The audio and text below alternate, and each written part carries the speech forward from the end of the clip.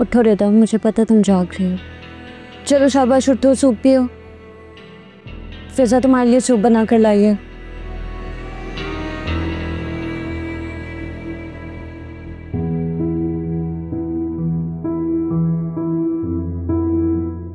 आराम से।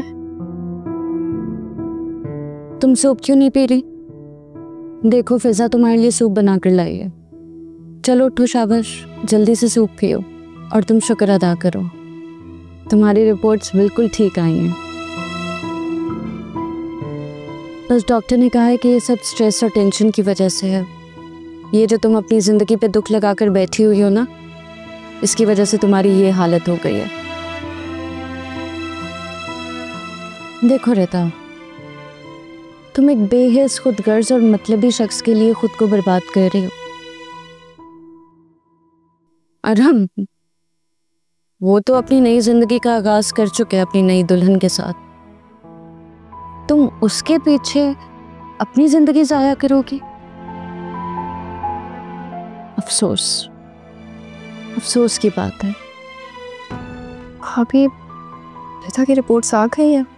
हाँ हाँ, रिता की रिपोर्ट्स आ गई हैं और डॉक्टर ने कहा है कोई टेंशन की बात ही नहीं, कोई खतरे की बात नहीं है। हाँ, ये इसकी जो हालत है वो सब स्ट्रेस और टेंशन की वजह से है। रिता, सुना तुमने? तुम्हारी रिपोर्ट्स बिल्कुल ठीक आई हैं।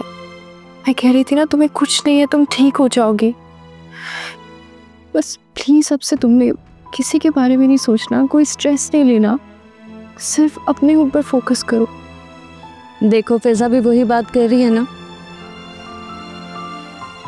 रिता, अपनों के बीच रहना और अपनों के साथ रहना, ये भी अल्लाह की दी हुई बहुत बड़ी नेमत है।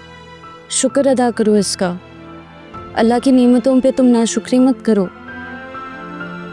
अब जल्दी से खुद को इस हालत से निकालो। ये स्ट्रेस, परेशानी, टेंशन, वो भी किसी और के लिए, बिल्कुल भी नहीं। तुम ये डिजर्व नहीं करती हो।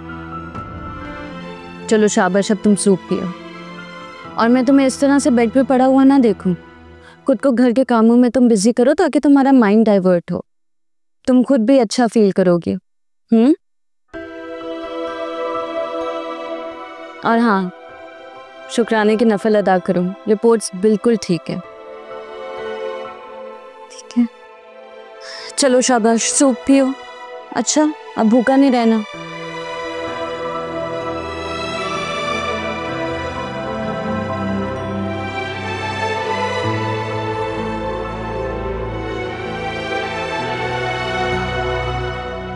मेरे हाथ से थोड़ा सा पी लो।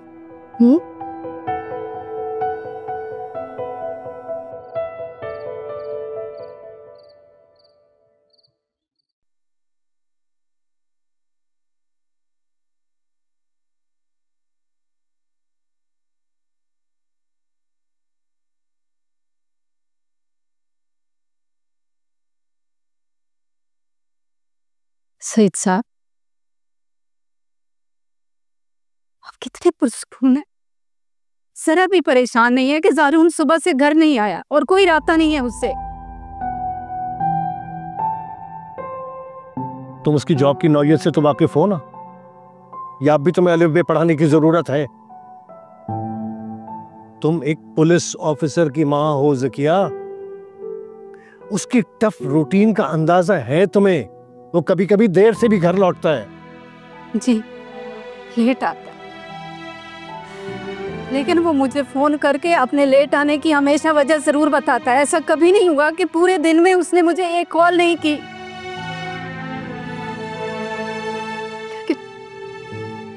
किससे बात कर रही हूँ मैं, जो हमेशा हमता का मजाक ही उड़ाते हैं।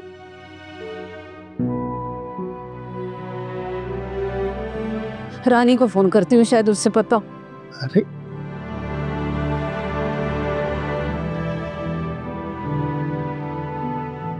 अब ये उसको परेशान करने के लिए।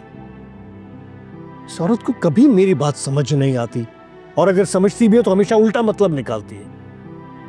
बचा ले जो कुछ समझी। तुम आराम से पढ़ो भाई।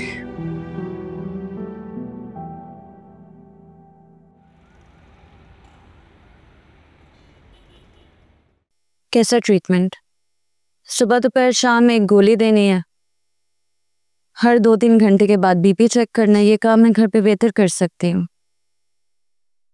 हाँ, कुछ न्यू टेस्ट करवाने हैं, वो मैं सुबह जाके करवा लूँगी। नहीं तो अगर उसके टेस्ट थे तो उसको हॉस्पिटल में रहने देते, वही रखते। हॉस्पिटल में बेहतर केयर होती है उसकी। मैं आपको क्या बताऊं साकिब, फिजा को संभालना मेरे लिए बहुत मुश्किल हो गया था। क्या मतलब? मतलब ये कि जब मैं रिदा को लेने वहां पहुंची तो फिजा और जारून वहां खड़े बातें कर रहे थे। भाई पानी। जारून को किसने बताया था?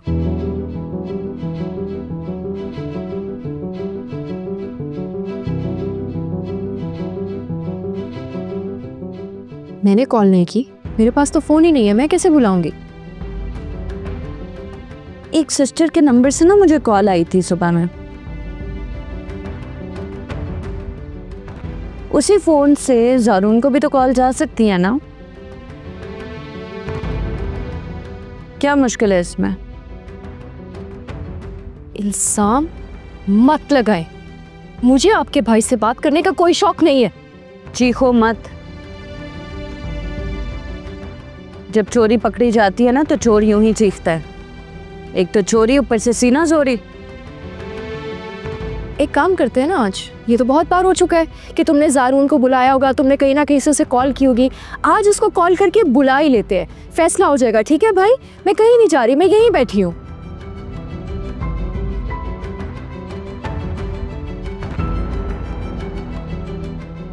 हाँ, जारून को तो उसके फरिश्तों ने बताया था ना। कसम से साकिब, मैं आपकी बहनों की चक्करबाजियों से तंग आ गई हूँ। हद होती है हर बात की। और ये जो बीमार हालत में उधर पड़ी हुई है ना, ये थकावट की वजह से नहीं हुआ। मैंने पर्दा रखा था। असल वजह बताऊं आपको? अरहम को देख के बेहोश हो गई थी। अरहम? जी, जिस शॉपिंग मॉल में हम लोग शॉपिंग कर रहे थे, वहाँ पे अरहम और उसकी बीवी भी शॉपिंग कर रहे थे। बस मैडम ने उसे देखा और धड़म करके गिर गई। उसकी शादी हो या ना हो, हमें क्या फर्क पड़ता है? हमारा उससे क्या ताल्लुक है? वही तो, हमारा क्या ताल्लुक? ताल्लुक तो आपकी बहन ने बना कर रखा हुआ है। अपने पुराने आशिक को देख के मरते मरते बची है, और इसके दुख और सदमे की वजह से हमारा जीना हराम हुआ है। आपको पता है, 50,000 का बिल भर के आई हूँ आज मैं, लेकिन इन लड़कियों को जरा भी परवाह नहीं है कि आप अकेले कमाने वाले हैं। अकेली मेहनत करते हैं आप सुबह से शाम तक। जरा एहसास नहीं है इन लड़कियों को। एक मरीज़ इश्क बन के वहां पे आराम फरमा रही है और दूसरी ने डेटिंग पॉइंट बनाया हुआ है हॉस्पिटल को। शर्म आनी चाहिए तुम्हें फैजा। मैंने सारून को नहीं बुलाया। आप कॉल क्यों नहीं कर रहे? कॉल करें ना, अभी सब कुछ पता चल जाएगा। बस, हमेशा मुझे शर्मिंदा करती हो तुम। किसी को मुंह दिखाने के काबिल नहीं छोड़ा तुमने मुझे फैजा। मुझे एक बार बता दो कि तुम ऐसा क्यों करती हो, तुम्हें खुदा का वास्ता है।